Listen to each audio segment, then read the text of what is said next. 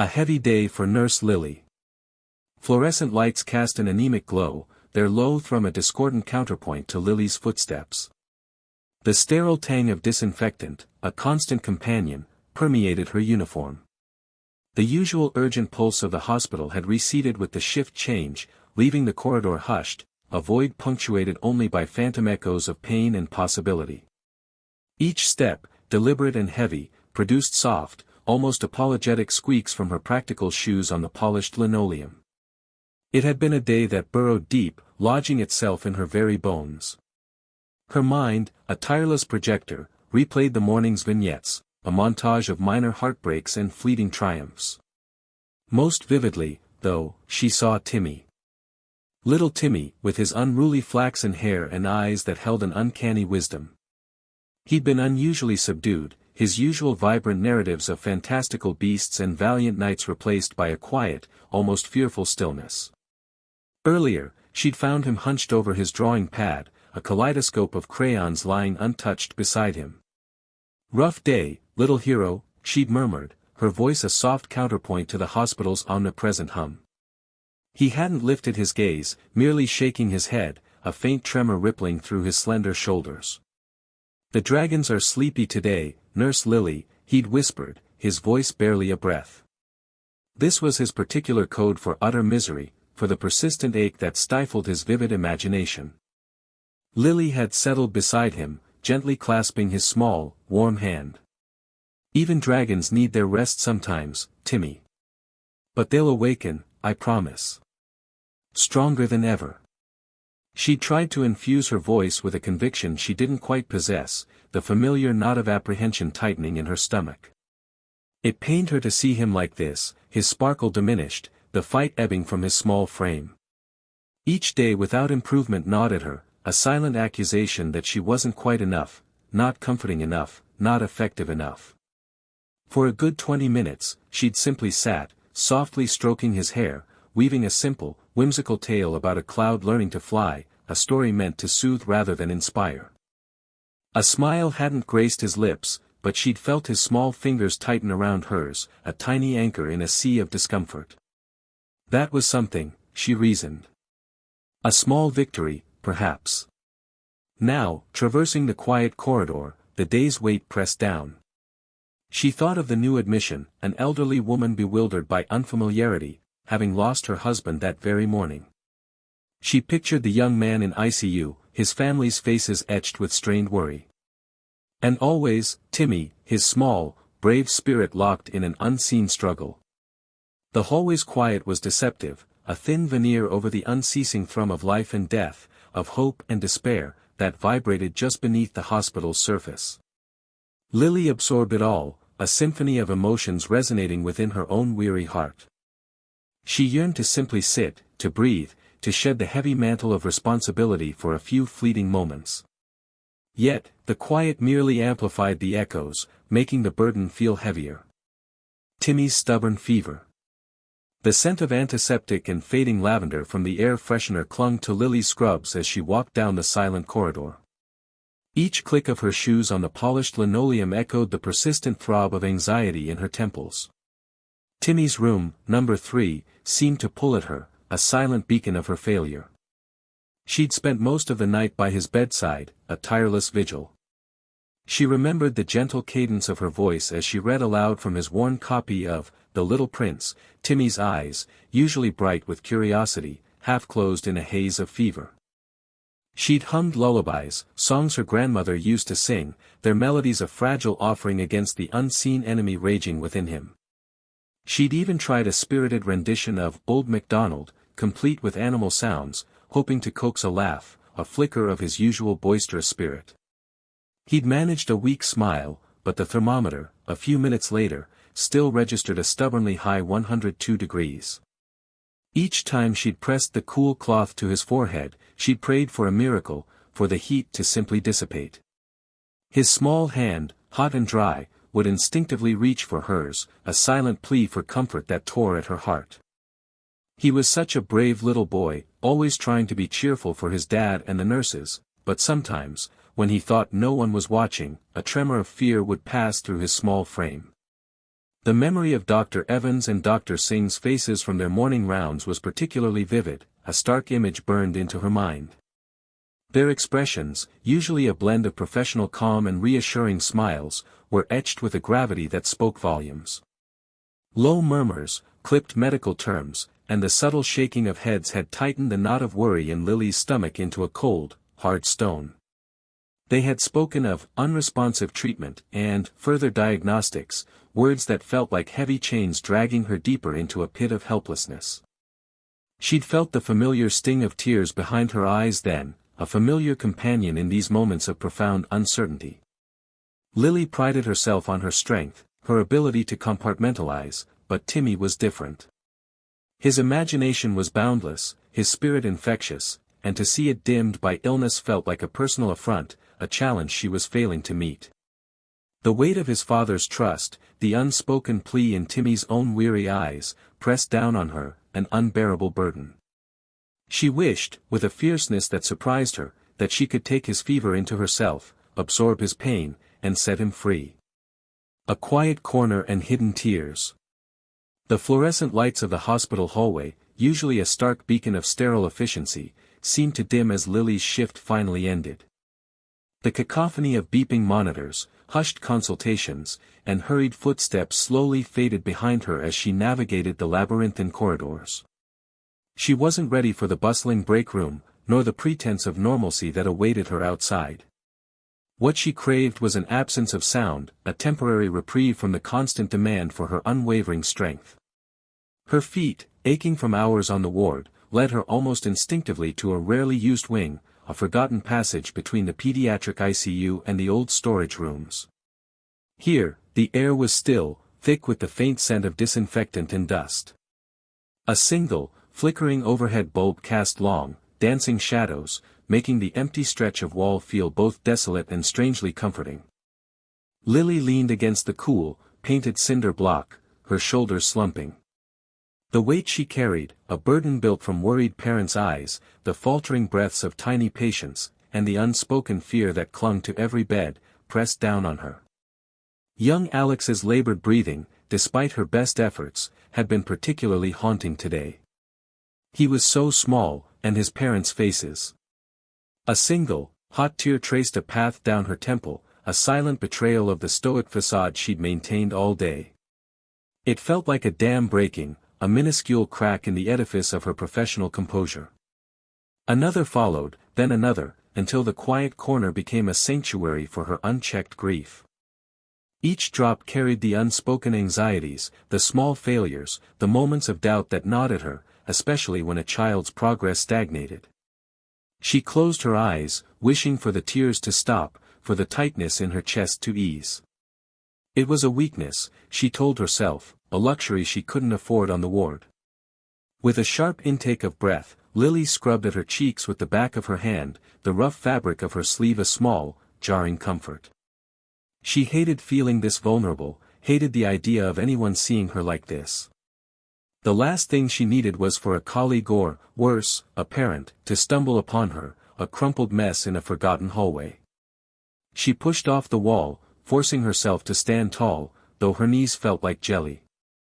She took another shaky breath, inhaling the stale air, and tried to reconstruct the impenetrable wall around her emotions. The tears had served their purpose, a brief, cleansing torrent, and now it was time to put the pieces back together, before anyone could witness the fragments of her heart scattered on the cold linoleum. She just needed a moment more, a final deep breath, before rejoining the world.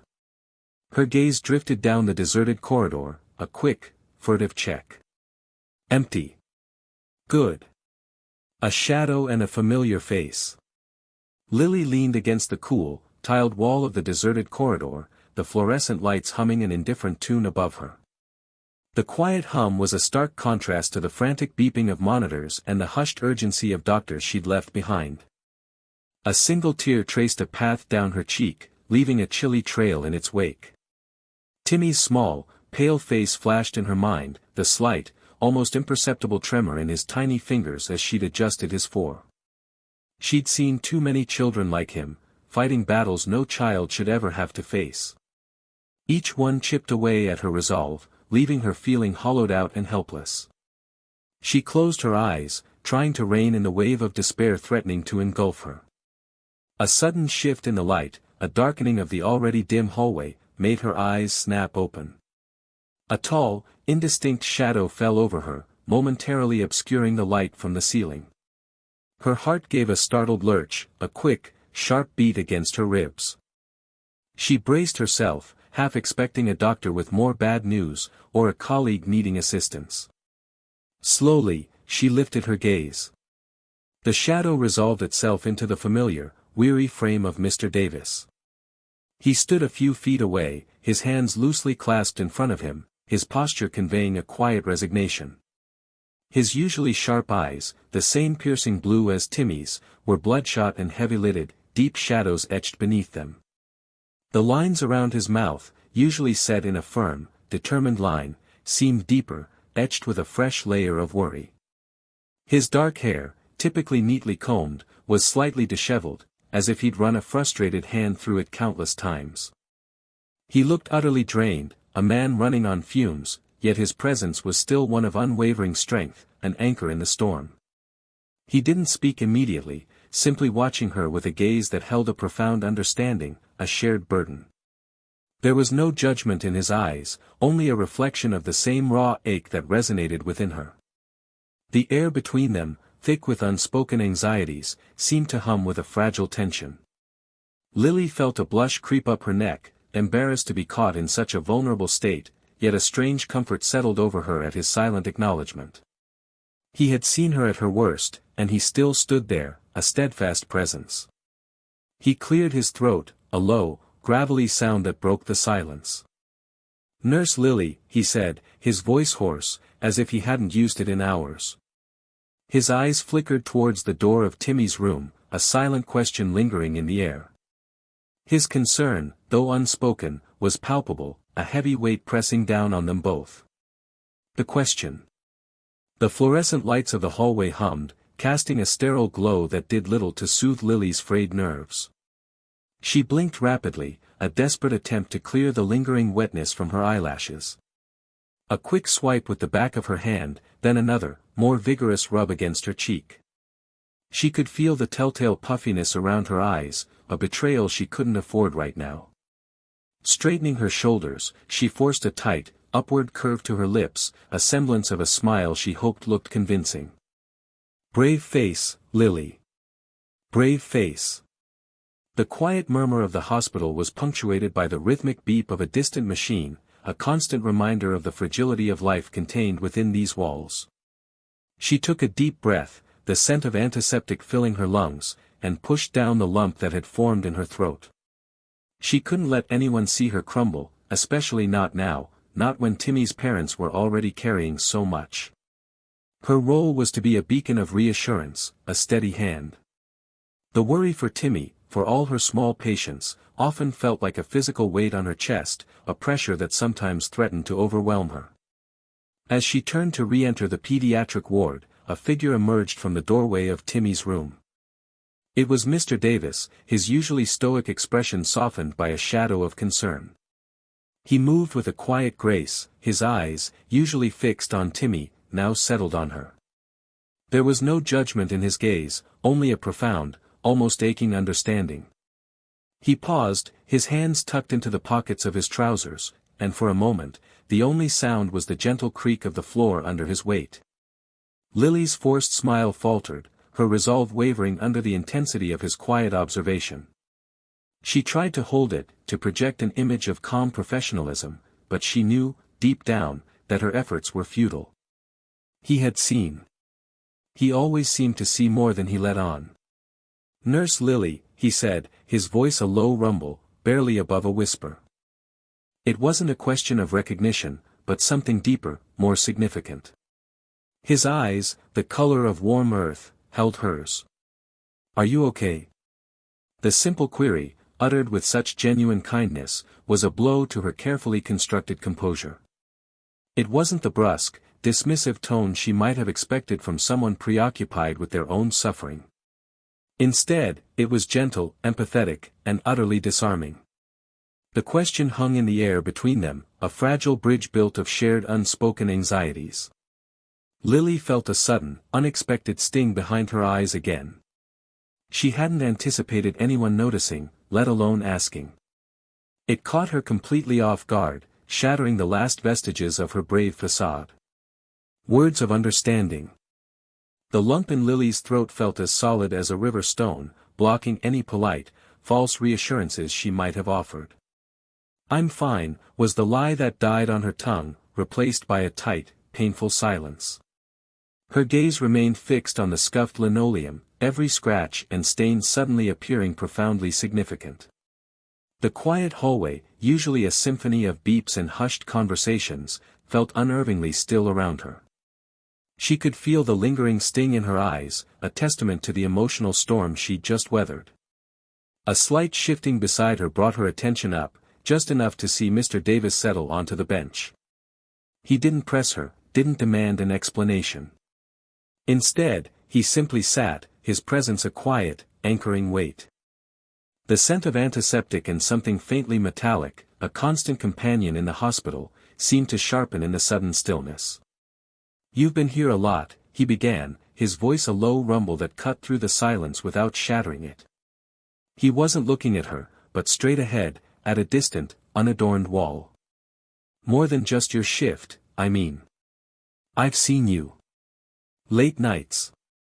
Early mornings." Lily swallowed, the lump still there but now less suffocating. She managed a small nod, a barely perceptible dip of her head. "Timmy, he's had a lot of nurses," Mr. Davis continued, his words slow and measured. "Good ones. But you stay. You talk to him even when he's not talking back. You read him those stories, the ones with the dragons and knights." A faint, almost imperceptible smile touched his lips. "He likes those. Even when he's too tired to say so." Lily's breath hitched. Those late-night stories, whispered into the dimness of Timmy's room, she thought them her private solace, a small, futile effort to keep a sliver of childhood alive. To know that Mr. Davis had noticed, that he understood the quiet desperation behind those tales, was an unexpected balm. He turned his head then, his eyes, usually so guarded, holding a deep, soft warmth. "I know you care for him, Lily. I see it in your eyes, in the way you check his the way you adjust his pillow. Every little thing. It means everything to us." He paused, his gaze steady. "Thank you. Truly." The words, so simple, so profoundly genuine, were like a dam breaking. The tears that had been a tight, hot knot in her chest now flowed freely, but they were different. These weren't tears of frustration or despair, but of profound relief, of feeling seen and acknowledged in a way she hadn't realized she so desperately needed. A quiet sob escaped her, but it wasn't painful. It was the sound of a heavy burden lifting, replaced by the unexpected lightness of understanding. Mr. Davis reached out, his hand resting briefly, gently, on her arm before withdrawing. He didn't need to say more.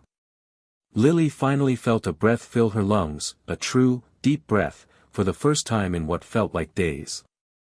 Timmy's superhero. The fluorescent lights hummed a low, constant note, a sound Lily had long since stopped truly hearing. She adjusted the drip, her movements precise and practiced, but her mind still replayed the slight tremor in Timmy's small hand as she'd taken his temperature earlier. Mr. Davis sat by the window, a silent sentinel, his gaze fixed on the bustling street below, yet his awareness was fully anchored in the room. "He was asking about Captain Comet again," Lily said, her voice a gentle murmur in the quiet.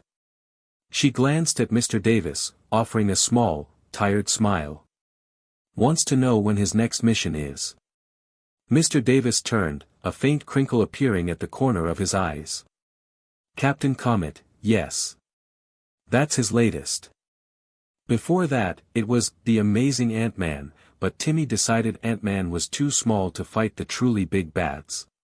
A ghost of a smile touched his lips. "Captain Comet, though. He's got the whole cosmic energy thing going on. Very impressive." Lily leaned against the wall for a moment, letting out a soft sigh. He told me Captain Comet can turn invisible and fly through black holes. Sounds like a powerful ally to have. Oh, he is, Mr. Davis affirmed, his voice taking on a storytelling cadence. You see, Captain Comet isn't just strong or fast. He's smart. Timmy says Captain Comet's real superpower isn't his cosmic blasts, it's his brain. He solves problems. Like that time Timmy was convinced his teddy bear, Mr. Snuggles, had been kidnapped by the dust bunnies under his bed. Lily's eyebrows rose slightly. The dust bunnies? Indeed.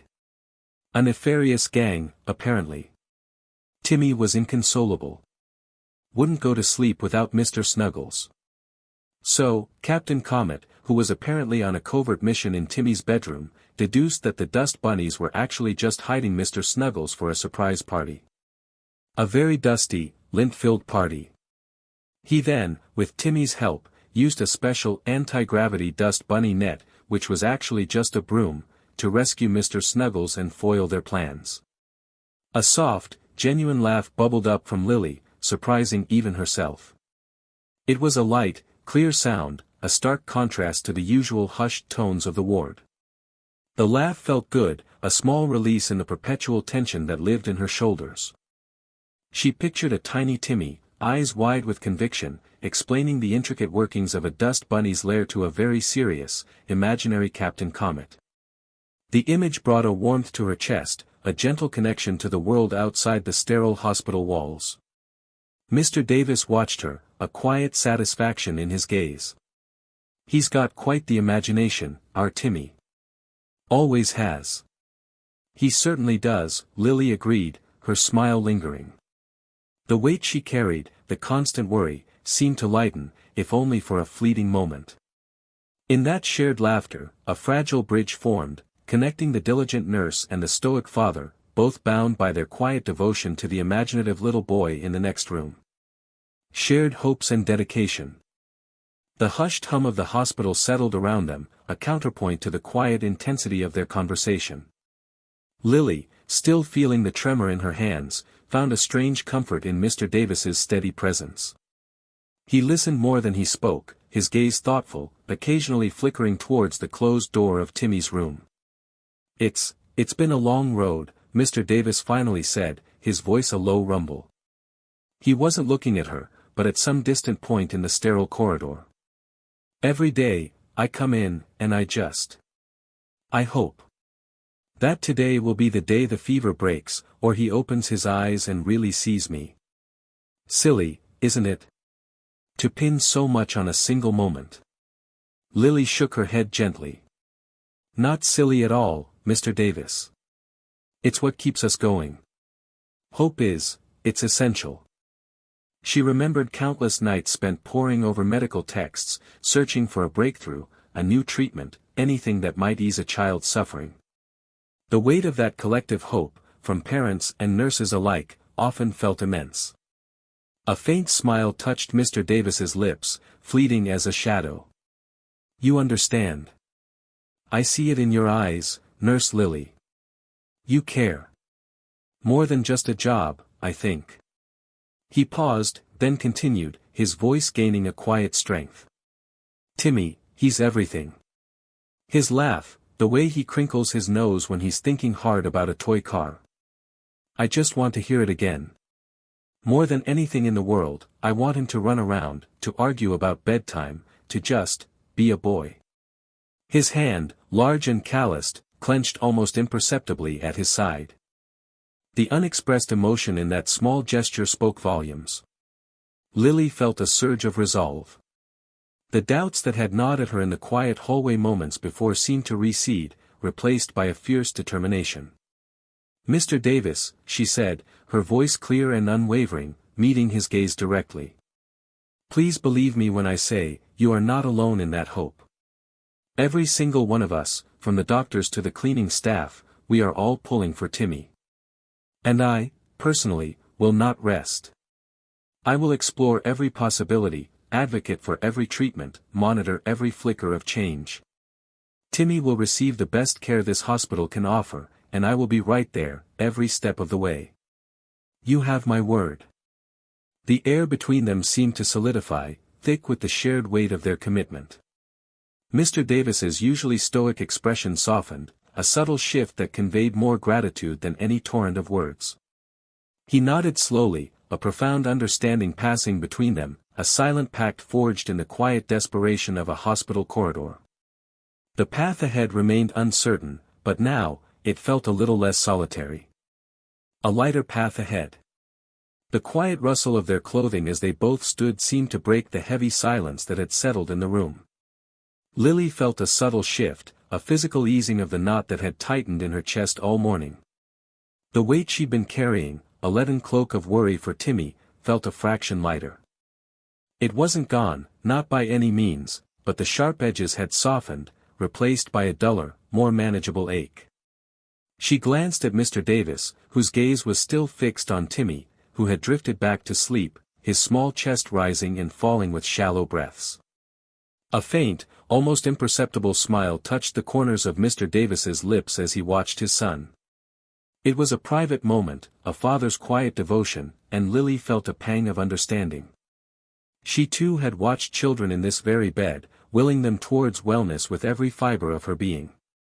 He's been through a lot today, Lily murmured, her voice soft so as not to disturb the fragile peace. Mr. Davis nodded, turning his attention to her. His eyes, usually shadowed with unspoken concern, held a glimmer of gratitude. He's a fighter, isn't he? Lily's heart swelled. Yes, Timmy was a fighter. And so was his father, steadfast and unwavering. She realized, in that moment of shared quiet, that she wasn't alone in this. Not truly. Her role was crucial, her knowledge vital, but she was a part of something larger. Timmy's journey, long and arduous as it promised to be, wasn't hers to carry solely. It was theirs. The sterile white walls of the hospital room, usually a stark reminder of illness, seemed to shimmer with a different light. The hum of the medical equipment, a constant background drone, no longer felt isolating. Instead, it was the rhythm of a collective effort. She looked at the four-pole, the gentle drip of medication, the monitor displaying Timmy's vital signs, each a testament to a network of care, a testament to a team. He is, Lily confirmed, a newfound certainty in her tone. And we're all here for him. She gestured subtly around the room, encompassing the medical devices, the unseen colleagues in the lab, the doctors on their rounds, and, most importantly, herself and Mr. Davis. A subtle warmth spread through her. The crushing burden of individual responsibility, which often weighed heavily on her shoulders, began to dissipate. She had often felt like a solitary sentinel, battling against the unseen forces of illness. But looking at Mr. Davis, at the quiet strength emanating from him, she understood. They were a unified front. Every conversation, every shared observation, every moment of quiet vigil, was a thread weaving them together. The road ahead was undoubtedly long, filled with its own unique challenges and heartaches. There would be days of frustration, moments of despair. But the image of them, side by side, united by their shared dedication to Timmy, brought a sense of calm. The solitary path she'd often felt herself treading had widened.